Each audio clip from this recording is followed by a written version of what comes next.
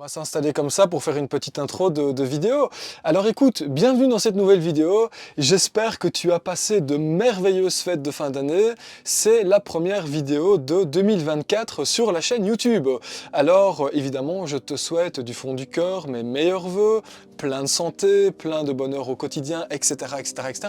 Je pourrais te raconter plein de trucs, mais finalement, la seule chose que je te souhaite, c'est de prendre soin de toi, comme j'ai tendance à le dire dans toutes mes vidéos, parce que je crois que c'est la chose la plus importante. Et quand on prend soin de soi, finalement, le reste, les petits bonheurs au quotidien, la santé, etc., eh bien, je pense que ça arrive tout à fait naturellement dans ta vie. Alors écoute, on va pas faire une introduction trop longue. Tu l'as certainement déjà vu dans la vignette de cette vidéo. Tu sais déjà de quoi je vais te parler. Je vais te parler de ma nouvelle aventure médicale que je commence dans les prochaines semaines. Alors, en deux mots, si tu te demandes, si tu n'as pas vraiment compris ce que c'était dans la vignette, en deux mots, je vais me faire déplacer toutes les dents, on va me couper la mâchoire et je vais m'appeler Robocop version 2.0 d'ici quelques temps. Alors voilà, alors laisse-moi maintenant le temps d'aller m'asseoir sur mon petit fauteuil et je vais t'expliquer en détail pourquoi j'ai décidé de faire un traitement orthodontique à l'âge adulte, quelles vont être les conséquences, quelles seraient les conséquences si jamais je ne le faisais pas, en termes d'opération, qu'est-ce qui va se passer au niveau post-opératoire, etc. Je pense que ça peut être hyper intéressant que je t'explique tout ça. Tu sais que d'habitude j'ai beaucoup de pudeur vis-à-vis de moi, de ma santé, etc. Mais là, je pense que je vais faire un petit écart de conduite par rapport à la pudeur que je peux avoir, car je crois qu'il y a beaucoup de gens, de trentenaires, de jeunes trentenaires, qui sont dans ma situation et je me suis dit que je pourrais faire une série de petites vidéos sur l'échelle du temps, espacées tous les 5-6 mois pour te parler un peu de cette aventure. Alors vidéo qui va être longue, je vais faire dans la description de la vidéo évidemment un chapitrage avec toute une série de questions que tu serais susceptible de te poser, questions auxquelles je vais tenter de répondre.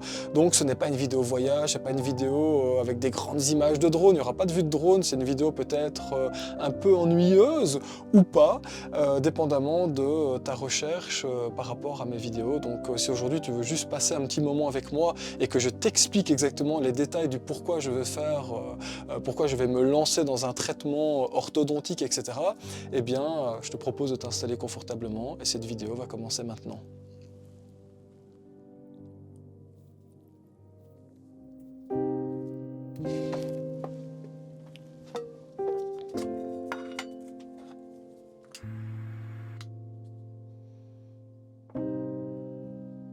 On va s'installer confortablement ici, avec cette petite bougie qui va agrémenter quelque peu la luminosité qui est plutôt faiblarde aujourd'hui, vu la météo une fois de plus capricieuse. Alors attends, je suis en train de regarder toutes les questions que j'ai listées sur la tablette. Je vais te faire, donc, comme je te le disais en introduction, un chapitrage. Il te suffit de cliquer sur la question en description de la vidéo. Ainsi, tu arrives directement à l'endroit de la vidéo, là où je parle de la question en tant que telle. Et ça te permet de passer ce qui ne t'intéresse pas. Alors écoute, pour la première question que j'ai listée, c'est: pourquoi un traitement orthodontique à mon grand âge? Évidemment, j'ai plus 20 ans, mais bon, pourquoi est-ce que je commence un traitement orthodontique maintenant et pourquoi est-ce que je ne l'ai pas fait quand j'avais 15 ans ou un peu plus tôt ou un peu plus tard? Eh bien, pour être tout à fait honnête avec toi, lorsque j'étais plus jeune, je n'avais pas spécialement de problème dentaire. J'avais pas un problème d'alignement dentaire ou quoi aux caisses. Et j'étais quand même suivi par des dentistes, hein, des dentistes pour enfants, tu sais, pour une carie ou l'autre, ou ne serait-ce que des suivis réguliers. Et on ne m'a jamais parlé de quoi que ce soit, d'un problème de mâchoire, d'un problème de dents, de malocclusion. On m'a jamais parlé de ça. Et donc, on ne m'a jamais proposé un traitement orthodontique étant plus jeune, parce que je crois que si ça avait été le cas, mes parents auraient probablement fait le nécessaire, indépendamment du prix, parce qu'effectivement, c'est des prix qui coûtent très cher, même s'il y a des assurances, etc. Mais ils l'ont fait pour mes deux sœurs. En tout cas, je pense que j'ai une de mes deux sœurs qui a fait un traitement orthodontique. La deuxième, je ne sais pas, je crois que oui, mais sans certitude. Et donc, je pense que si j'avais dû avoir un traitement orthodontique à l'époque, je l'aurais probablement fait sans aucun problème. Alors, pourquoi est-ce qu'aujourd'hui, je me pose la question du traitement orthodontique? Eh bien, c'est marrant parce que je rentre dans mon intimité, j'ai pas l'habitude de le faire à ce point-là. On a tous, évidemment, des petites choses qui nous dérangent dans la vie de tous les jours. T'en t'en as certains, c'est leur poids, t'en as, chez certaines femmes, c'est leur poitrine, t'en as, c'est leurs cheveux, t'en as, c'est leur nez, leur bouche, tout ce que tu veux.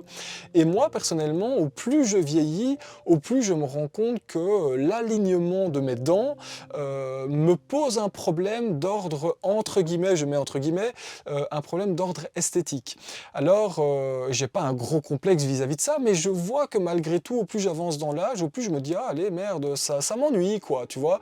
Je vois que mes dents du bas commencent tout doucement un peu à faire la nouba, et j'ai un petit écart dentaire qui s'agrandit de plus en plus, et ça m'ennuie. Alors évidemment, à chaque problème une solution, et donc dans le cas d'un problème d'écart dentaire, il existe 36 000 solutions.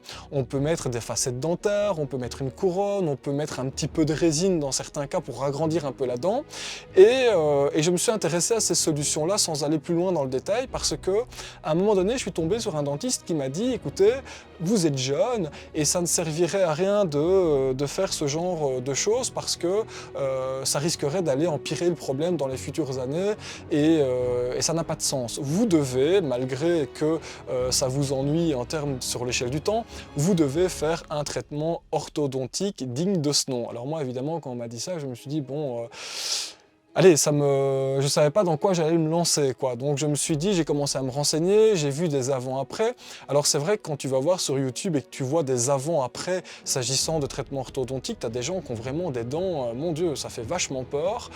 Sans jugement, mais ça fait quand même vachement peur.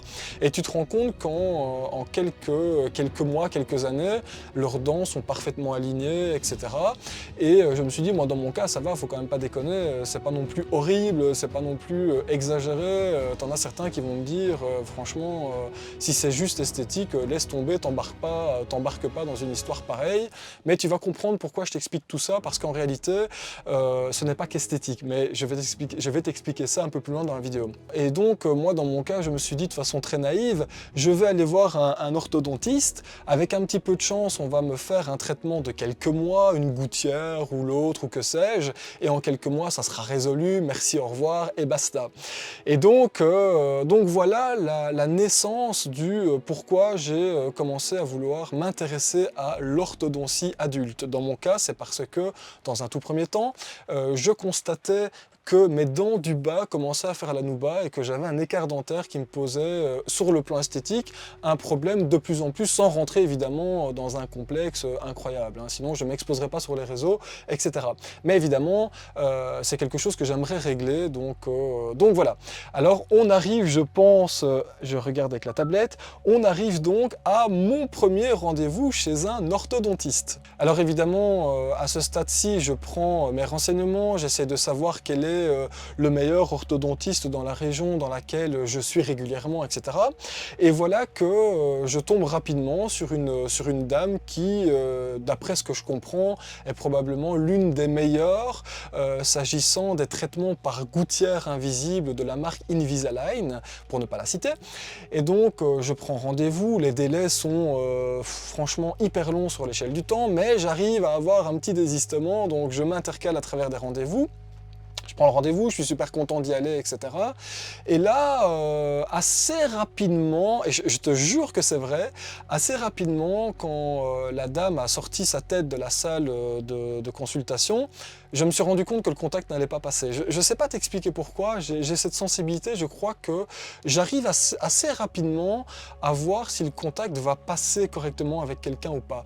Et là, je me suis dit, ne serait-ce que dans le regard, dans les expressions, dans sa façon de me dire bonjour, je me suis dit, ça va pas le faire. Et je pense que j'ai eu raison. Donc voilà, donc elle me fait rentrer dans le cabinet, je m'installe sur le long fauteuil de dentiste, hein, tu sais, c'est comme des fauteuils de dentiste. Et là, elle m'explique, elle me demande la raison de la consultation. Donc je lui explique que, comme tout le monde, j'ai eu des petits soucis dentaires par-ci par-là, rien de très grave, j'ai une bonne hygiène buccale, etc.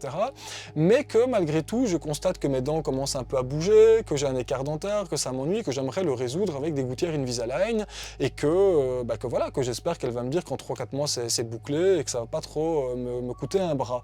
J'avais déjà une idée de prix en tête, je m'étais dit bon, ça va peut-être me coûter entre 2000 et 5000 euros, parce que tu sais, c'est des choses qui coûtent très cher malheureusement. Donc au niveau du prix, il n'y a pas eu de mauvaise surprise parce que je savais déjà à quoi m'attendre. Mais par contre, attends de voir le reste. Et donc voilà que je m'installe dans le fauteuil, elle commence à chipoter à mes dents avec une caméra 3D, etc., etc., etc. Et alors, assez rapidement, elle commence à dire à son assistante, parce qu'elle est entourée de 2 assistantes, tout ce qui ne va pas dans ma bouche, tu vois. Elle commence à dire effectivement qu'il y a des écarts dentaires par-ci par-là, qu'il y a des dents qui sont complètement retournées, qu'il y a une classe 2 squelettique, je ne savais même pas ce que c'était, c'est une mâchoire qui est trop courte. Durant ma croissance quand j'étais jeune, j'ai pas eu une croissance complète, ce qui fait que j'ai la mâchoire trop courte. Alors en plus, elle me dit « Ah, je veux pas vous faire un complexe, monsieur Untel, mais vous savez, quand on vous regarde, ça se voit que vous avez un problème de mâchoire classe 2. » Je dis « Ah bon, c'est quoi ce délire, quoi ?» Elle me dit « Oui, regardez, vous avez le menton qui plie, vous avez un pli au niveau du menton. » Je dis « Ah ben génial, merci, ben moi je me sens bien comme je suis, mais merci, c'est sympa, quoi. » Et donc, elle m'explique tout ça, et puis à un moment donné, voilà que le couperet tombe, elle me dit « Et en plus de ça, monsieur Untel, vous allez devoir faire une opération chirurgicale de la mâchoire. On va vous couper la mâchoire, mais vous inquiétez pas, ça fait pas mal, c'est juste un peu chiant le post-opératoire, mais on la pratique assez bien cette opération-là, il n'y a pas de problème. On va vous expliquer tout ça, bon très bien. » Je te jure que ce que je vais te dire est tout à fait vrai, j'étais encore ma bouche, pour ne pas dire autre chose, grande ouverte comme ça. J'avais déjà l'assistante qui était occupée à m'expliquer le devis, et voilà, ça va durer 2 ans et demi, ça va vous coûter 5 000 €, l'opération va vous coûter autant, et là je me suis dit, mais bordel, dans quoi je me lance, c'est quoi cette galère, quoi. Je te parle à cœur ouvert, hein, je n'essaie pas de faire attention à mon langage, parce que c'est vraiment authentique ce que je suis en train de te raconter. Et là je me dis, mais merde, franchement, moi je voulais un traitement de 2-3 mois, finalement j'apprends que je vais devoir avoir un traitement qui va durer 2 ans et demi, je vais avoir une opération, ça va me coûter un os, un peu moins de 10 000 € opération et tout le bordel tout compris. Et donc je me dis, il y a quand même un truc qui ne va pas dans l'histoire, quoi. Franchement, je veux bien régler un problème esthétique, mais si c'est pour rentrer dans une galère comme ça, je devrais peut-être accepter d'être mal foutu, entre guillemets, d'être mal foutu, et si j'accepte d'être mal foutu, ben, finalement, je serai comme tout le monde, on a tous des problèmes, et puis ben, en s'acceptant comme on est, on n'a plus de problème, hein, finalement. Donc, et là, je ressors de là, et franchement, je suis dégoûté, quoi. J'attendais beaucoup de ce rendez-vous. Je reprends mon van et tout ça, je réfléchis. Et là, je me souviens que j'ai un abonné, en l'occurrence, qui a eu cette opération de la mâchoire. Je prends son contact, on discute un petit peu par téléphone. Je me renseigne beaucoup, etc. J'envoie un mail à un de mes amis médecins qui me dit que je suis baignure et que je dois descendre de mon char et que je suis très bien comme je suis. Je vais pas le citer, mais il se reconnaîtra. Et là, je rigole, je me dis, bon allez, Raph, ok, finalement, ouais, un écart dentaire, bon ben ok, c'est pas grave, finalement, on est comme on est. Mais tu sais, ça me turlupine quand même parce que durant le rendez-vous, elle m'a quand même expliqué toute une série de conséquences que ça pourrait avoir. Elle m'a expliqué que je pourrais perdre mes dents, que je pouvais avoir des dents qui allaient se déchausser, que je risquais d'avoir des problèmes d'apnée du sommeil, etc. Des problèmes de tension au niveau de ma mâchoire quand j'allais dire quand je mastique, mais pour éviter les mauvaises blagues, les mauvais jeux de mots, lors de la mastication, je pourrais avoir des problèmes de mâchoire. Et donc je me suis dit, bon ben, en dehors du problème esthétique, en réalité, il y a un vrai problème de santé, un vrai problème médical, et peut-être que je devrais quand même aller voir, évidemment, un deuxième orthodontiste. Alors attends, je liste un peu mon schéma, ma ligne directrice par rapport à cette vidéo. Donc là, je viens de te parler de mon premier rendez-vous. Alors les conséquences, eh bien, je viens de t'en parler. Donc effectivement, les conséquences à long terme, c'est l'apnée du sommeil, c'est les problèmes de malocclusion, c'est les points de contact au niveau des dents qui sont pas bons, ce qui fait que j'use beaucoup mes dents à l'arrière, je peux avoir des problèmes de fracture, de la racine dentaire, etc., etc., etc. Et c'est vrai que lorsque tu te renseignes sur tous les problèmes sous-jacents d'une classe 2 squelettique, tu te dis, bon, ben, il va peut-être falloir quand même régler ce problème dentaire. J'arrive maintenant évidemment à la question suivante, c'est la pertinence d'avoir un deuxième avis. Alors tu sais, je t'ai parlé de mes 2 sœurs, j'ai 2 sœurs et un frère pour ceux qui ne le savent pas, grande famille, je suis le dernier, le petit dernier, pas le chouchou comme certains peuvent penser. penser, mais bon, ça c'est un autre délire. Et je sais qu'à côté de chez mes parents, il y a un orthodontiste de bonne qualité, de très bonne qualité, avec une bonne réputation. Et je me suis dit, ben Raph, franchement, t'es un peu con, t'as voulu aller dans une région un peu, tu vois, prout-prout, un peu huppée, alors que finalement, t'as un super orthodontiste à côté de chez tes parents, ben prends son contact et vois un peu ce qu'il en est. Je téléphone, la dame me dit que effectivement agenda surbooké, difficile d'avoir des rendez-vous rapides, mais que j'ai de la chance, il y a un désistement le surlendemain. Elle me dit, voilà, est-ce que vous voulez venir à la consultation dans 2 jours? Je dis, ben oui, évidemment, c'est ma demande, donc mettez-moi le rendez-vous, j'arrive. Voilà que j'arrive à la consultation, et dès le départ, je sens que je vais avoir un bon contact avec le praticien. Je ne sais pas, encore une fois, comme je te le disais, mais je le ressens. Et là, avec toute mon honnêteté, je lui dis, écoutez, je viens pour un deuxième avis, j'ai déjà un premier avis, voilà l'objet de ma demande, je viens pour un deuxième avis, dites-moi dans mon cas, qu'est-ce qui se passe, qu'est-ce que je vais devoir faire, etc. Et là, assez rapidement, le diagnostic est le même, hein, mâchoire trop courte, classe 2 squelettique, malocclusion, deux dents, je crois 2 ou 3 dents qui sont un peu retournées, donc qui n'ont pas la bonne position. Et finalement, maintenant, je le vois, quand je le regarde, je le vois, ça me pose pas de problème, c'était pas ma demande principale, mais effectivement, ça pose d'autres problèmes. Et problème peut-être d'apnée du sommeil et toute une série d'autres choses qui pourraient survenir sur l'échelle du temps.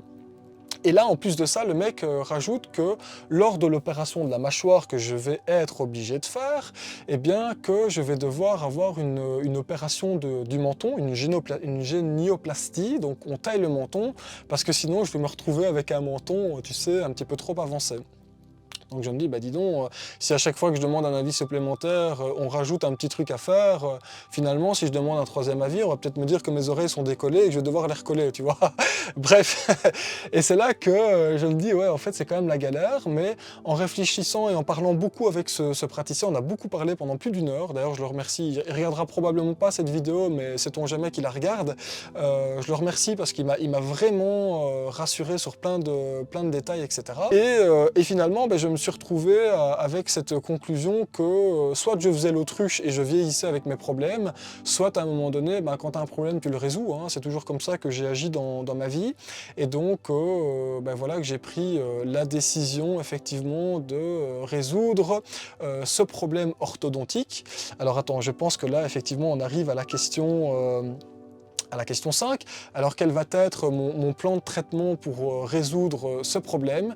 Je te propose peut-être juste de remettre un petit peu de bois dans mon poêle, parce qu'il ne fait pas très chaud ici en Belgique, donc je m'occupe de ça et je te parle de mon plan de traitement.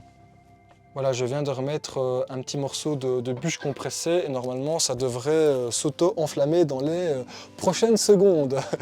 Voilà, alors pour revenir au plan de traitement, eh bien chaque personne est différente, chaque cas n'est pas le même, donc ce que je vais te dire c'est propre à mon cas personnel. Si effectivement tu es un jeune trentenaire ou que tu es dans la vingtaine ou que tu as 40 ans, 60 ans, 50 ans et que tu as aussi envie d'aller voir un orthodontiste, effectivement ne pense pas qu'on va te dire la même chose. Chaque personne est différente.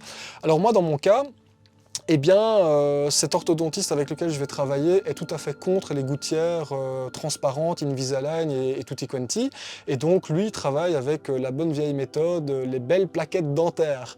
Alors, ça ne m'excite pas hein, à l'idée d'avoir des plaquettes dentaires. Il manque plus que 3-4 boutons sur le front et j'aurais l'impression d'être revenu dans l'adolescence. Mais bon, c'est comme ça.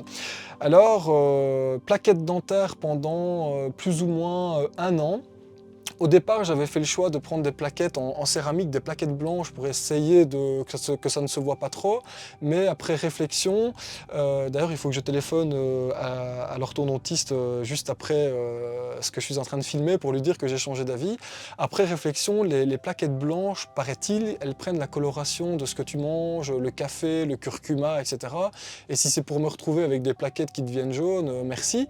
Donc je crois que je vais partir sur des plaquettes métalliques. Je t'avoue que ça ne m'enchante pas. On parlera juste après du regard des autres, etc. Ça sera aussi l'une des questions que j'ai listées. Donc voilà, donc plaquettes métalliques pendant 1 an. Alors l'idée de ces plaquettes métalliques, c'est de redresser un peu mes dents. Je ne vais pas te faire aujourd'hui, de toute façon je ne les ai pas, même si je le voulais, je ne pourrais pas te faire ça dans la vidéo. Je ne vais pas t'intégrer des images en 3D de mes dents, etc. parce que je ne les ai pas et de toute façon je préfère attendre un peu, voir l'évolution, voir un peu comment ça fonctionne. Si ça fonctionne déjà ce traitement, ça devrait fonctionner, j'ai aucun doute là-dessus. Première étape, c'est redresser les dents un peu correctement, remettre correctement les dents comme elles doivent l'être en fonction de ce qu'on appelle l'orthodontie. Deuxième étape, au bout d'1 an, plus ou moins dans 1 an, c'est de me faire opérer de la mâchoire, donc de la mandibule inférieure. Une mandibule, c'est toujours inférieur, je crois. Donc on appelle ça une ostéotomie mandibulaire. Donc on coupe la mâchoire. Alors c'est pas très sexy expliqué comme ça peut faire peur. La secrétaire m'a dit n'allez surtout pas voir des vidéos sur YouTube. Évidemment, tu t'en doutes, c'est ce que j'ai fait en premier. Je suis allé voir des vidéos, j'ai regardé des conférences de chirurgiens qui expliquaient comment couper la mâchoire, avec quel instrument, etc. Donc je te dis pas, je deviens presque un expert maintenant, je sais exactement ce qu'on va faire, etc. Mais moi j'aime bien, au moins je ne laisse pas le doute s'installer. D'ailleurs, lorsque je verrai mon chirurgien maxillofacial, j'ai pas énormément de questions à lui poser parce que je suis au courant exactement de tout ce qu'on va me faire.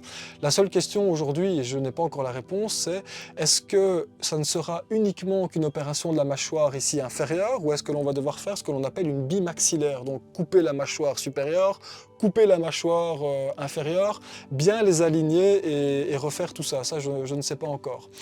Je me rends compte que je ne rentre pas beaucoup dans les détails de cette opération parce que mon rendez-vous avec le chirurgien maxillofacial, il est seulement dans 2 mois.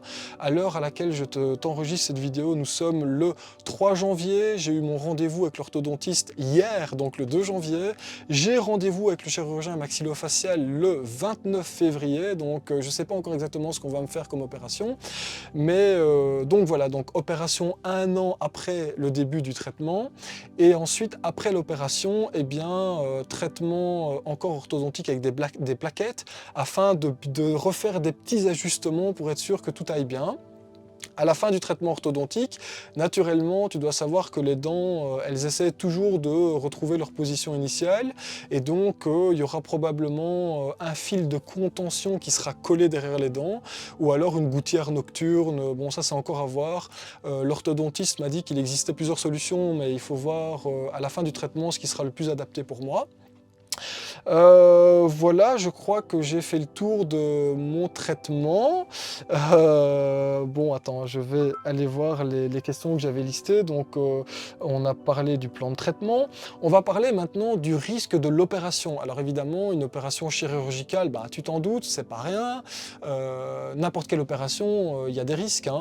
Il n'y a pas des gros risques dans mon cas. Il n'y a pas de contre-indication à cette opération, mais c'est quelque chose, je te ferai un point là-dessus de toute façon dans 1 an, mais normalement il n'y a pas de contre-indication dans mon cas personnel, on verra.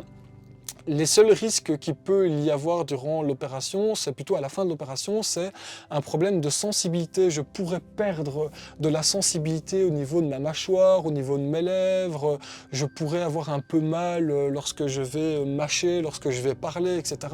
Ça, c'est des risques, mais évidemment, je vais tout faire pour éviter au maximum de rencontrer ces problèmes. Alors tu vas me dire, ok, mais qu'est-ce que tu peux faire pour éviter de perdre ta sensibilité? Bah, finalement, pas grand-chose, c'est surtout le chirurgien qui doit faire attention aux nerfs qui passent dans la mâchoire lors de l'opération. Mais je crois qu'il y a quand même toute une série de compléments alimentaires que l'on peut prendre pour essayer d'être dans les meilleures conditions pour l'opération, pour essayer de récupérer au mieux, etc. Mais je t'en parlerai en temps et en heure voulue. Je ne vais pas te faire une vidéo trop longue pour l'instant parce que de toute façon ça ne sert à rien. Je ne sais moi-même pas aujourd'hui exactement quelle est l'opération que je vais avoir. Normalement une ostéotomie mandibulaire, mais si ça tombe ça sera beaucoup plus complexe que ça. J'en sais rien. C'est la surprise dans 1 an, on verra. Donc voilà, les conséquences post-opératoires, ça me dérange particulièrement.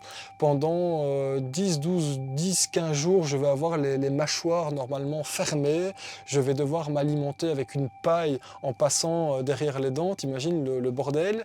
Je risque peut-être d'avoir une sonde qui passe par le nez au cas où je devrais vomir pour éviter de m'étouffer.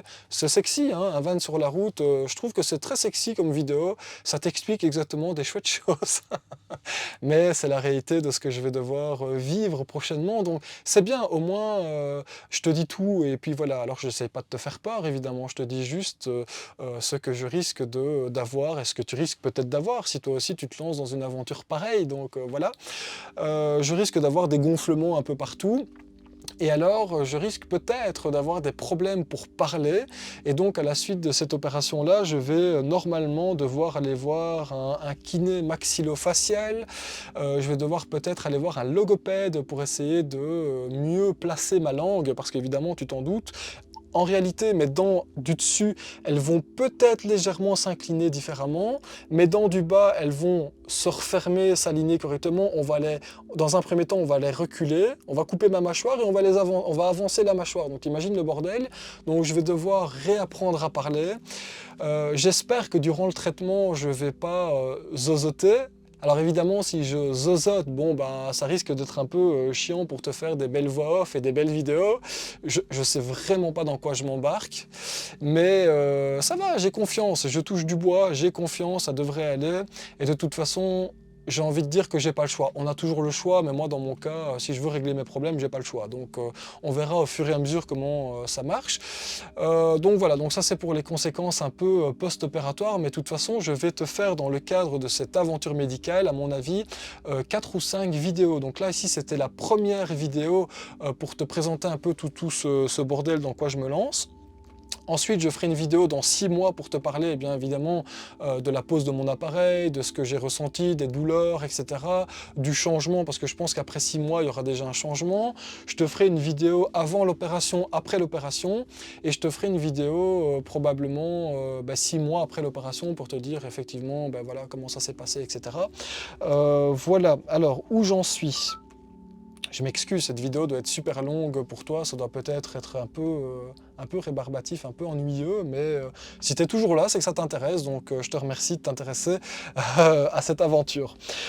Alors, il y a un point qui peut paraître important, qui doit être souligné lorsque l'on se lance dans ce genre de galère, c'est le changement du visage.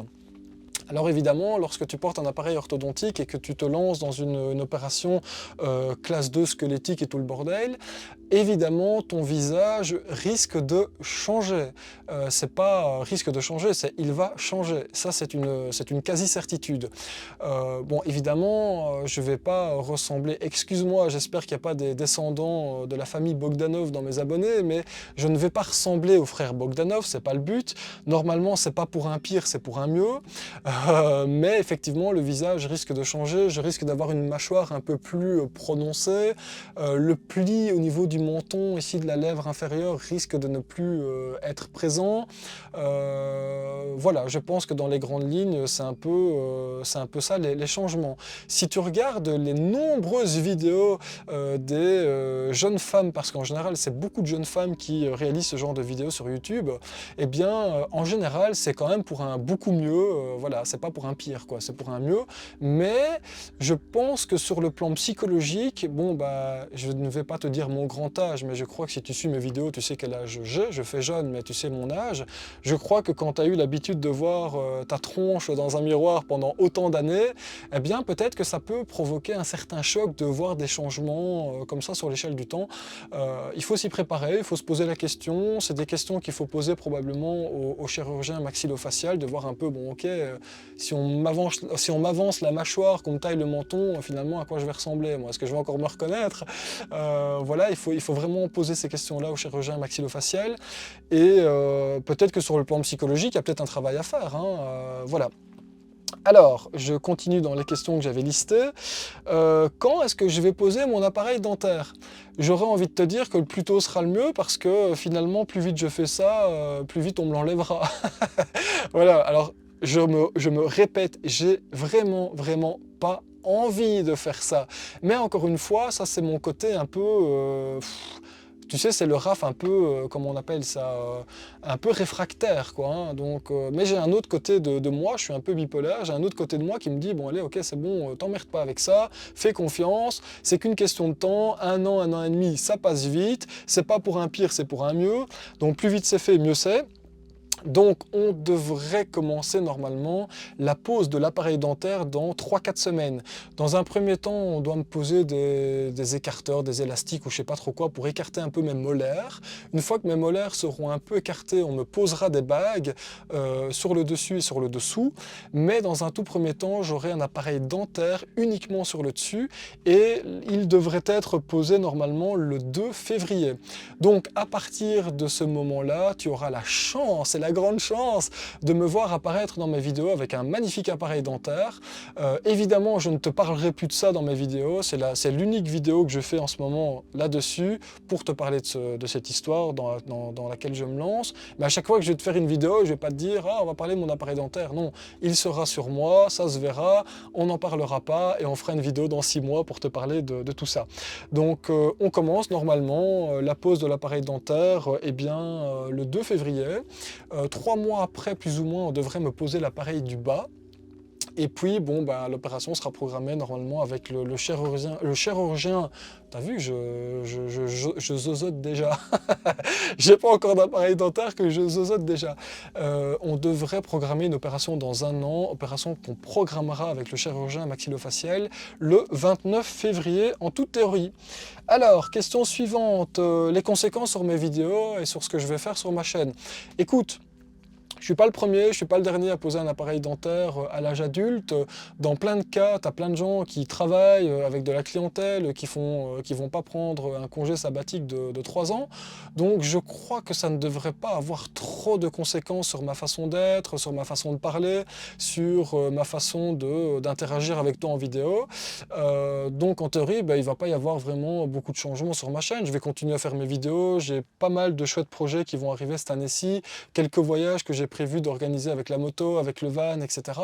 Donc, il n'y aura pas de changement, sauf évidemment lorsque je me ferai opérer. Là, en termes de conséquences post-opératoires, si pendant 6 semaines, j'ai une tête de pastèque, et que je ne sais pas parler, et que j'ai la mâchoire fermée pendant 2 semaines, 10 jours, je risque pas de te faire de grandes vidéos. Normalement, il n'y aura pas trop de conséquences, mais si j'ai décidé de te faire cette vidéo aujourd'hui, peut-être que c'est parce que j'ai envie d'avoir ton soutien, peut-être que c'est parce que j'ai envie de déjà te prévenir, peut-être parce que j'ai envie que tout se passe bien. On est, toi et moi, sur cette chaîne YouTube, une communauté finalement. Donc voilà, si tu te posais cette question de quelles seront les conséquences sur mes vidéos, il ne va pas y en avoir des masses, hein, mis à part que j'aurai un beau sourire métallique. Peut-être que je me filmerai d'un peu plus loin.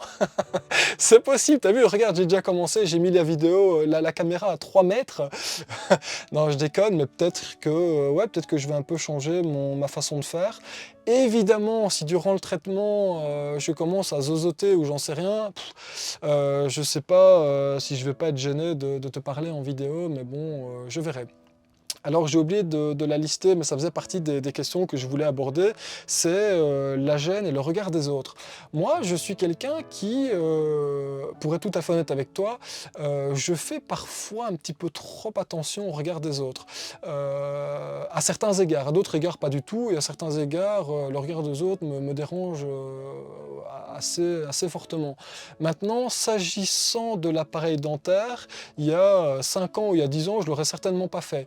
Là, aujourd'hui, mon grand âge me permet d'avoir une certaine maturité par rapport au regard des autres. Je me dis ceci, je me dis qu'il y a beaucoup de gens qui n'ont pas la chance de pouvoir se soigner, financièrement parlant. Moi, je me dis qu'au niveau financier, j'ai la chance de pouvoir me payer ce traitement, me payer l'opération, etc. Ça représente quand même des grosses sommes. J'aurais préféré peut-être m'acheter une nouvelle moto, changer ma moto plutôt que de faire ça.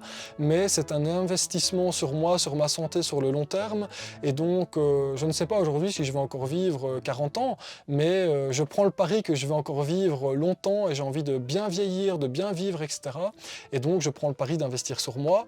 Et à côté côté de ça, quand je pense à toutes ces personnes qui aujourd'hui ne peuvent pas aller voir un médecin, je crois que j'ai pas le droit de me plaindre et je crois que j'ai pas le droit d'être gêné d'avoir un appareil dentaire. Enfin franchement, c'est bon quoi. On est quand même plus dans une société où c'est pas normal.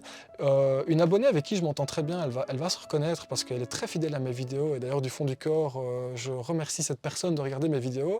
Elle me disait qu'elle était une des premières à avoir porté un appareil dentaire il y a quelques années, quelques dizaines d'années. Elle est un peu plus vieille que moi. Et donc à l'époque, il y avait beaucoup de jugements, il y avait un regard désagréable sur les gens qui portaient un appareil dentaire. Mais je crois qu'ici, en règle générale, l'orthodontie adulte aujourd'hui, c'est quelque chose qui rentre un peu dans les mœurs, hein, on va dire ça ainsi. Je crois que les gens aujourd'hui ont envie de prendre soin de leurs dents. Alors évidemment, c'est un gros business, hein. Le sourire, tout le monde a envie d'avoir un beau sourire, bien aligné, sourire éclatant, tout ça. Si je dois être honnête avec toi, aujourd'hui, quand je prends acte et quand je prends connaissance de tous les problèmes que ça peut engendrer sur la santé, l'alignement dentaire, aujourd'hui, je ne me lancerai pas dans tout ce bordel si ce n'était qu'esthétique. Si ce n'était qu'esthétique, tant pis, je vivrai avec et c'est très bien. Par contre, aujourd'hui, moi dans mon cas, c'est vraiment un traitement médical. D'ailleurs, je pense, je dois me renseigner, mais je pense que l'opération est entièrement prise en charge par la mutualité, parce que c'est dans un cadre médical et pas du tout esthétique. Maintenant, c'est vrai qu'effectivement, quand tu regardes un peu sur les réseaux sociaux, ils sont tous là à 20 ans à vouloir partir en Tunisie, à se faire tailler les dents, mettre des couronnes, avoir des sourires Colgate. En fait, finalement, ça devient très laid, je trouve. C'est pas naturel et c'est pas du tout ma démarche. J'insiste parce que je pense qu'avec ce genre de vidéo, je vais encore avoir...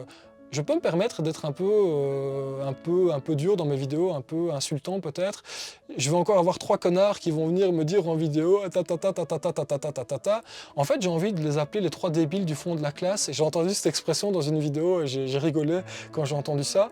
Il va probablement y avoir encore 3 débiles dans cette vidéo qui vont me dire « Ah mais voilà, t'es devenu un influenceur, tu veux avoir un sourire parfait, ta. » Non, pas du tout, c'est pas du tout ma démarche. Ma démarche est médicale et pas autre chose. C'est dommage de devoir le justifier, mais je le fais quand même. Donc voilà, je ne sais plus où j'en suis parce que j'ai beaucoup parlé. D'ailleurs, je commence un peu à fatiguer. Et d'ailleurs, je crois que tu dois être fatigué toi aussi. Je remets mon micro. Alors voilà, écoute, je crois que cette vidéo va se terminer tout doucement maintenant. Que dire de plus?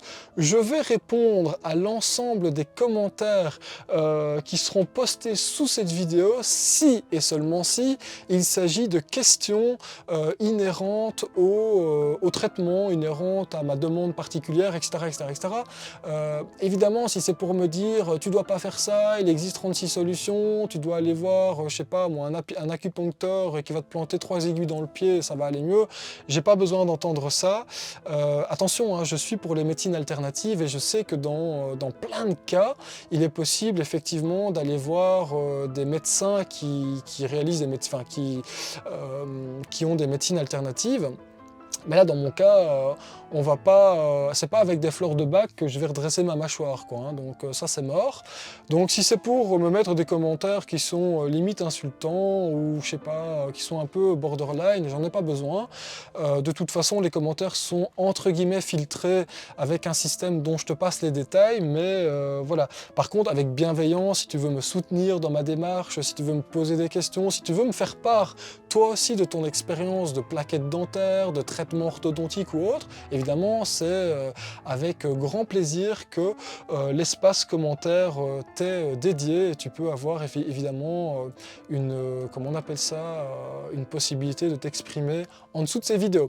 Bon bref, je ne sais pas combien de temps on va faire cette vidéo, à mon avis elle va faire un peu plus de 40 minutes, désolé pour la longueur de cette vidéo, si tu es encore là je te remercie.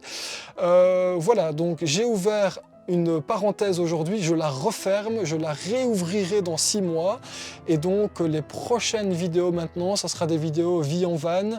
J'ai envie d'aller me perdre prochainement dans les Vosges avec le van, j'ai envie d'aller à Gérardmer, j'ai envie d'aller voir le Grand Ballon, j'ai envie d'aller voir toute une série de petits endroits sympas et donc je te propose de me retrouver dans une prochaine vidéo typiquement sur la vie en van avec mon van aménagé et sur ces bonnes paroles, eh bien, merci de ton attention, merci de m'avoir écouté, merci de ta fidélité, merci évidemment de ta bienveillance, et je te dis à très bientôt, et d'ici là, prends soin de toi, salut!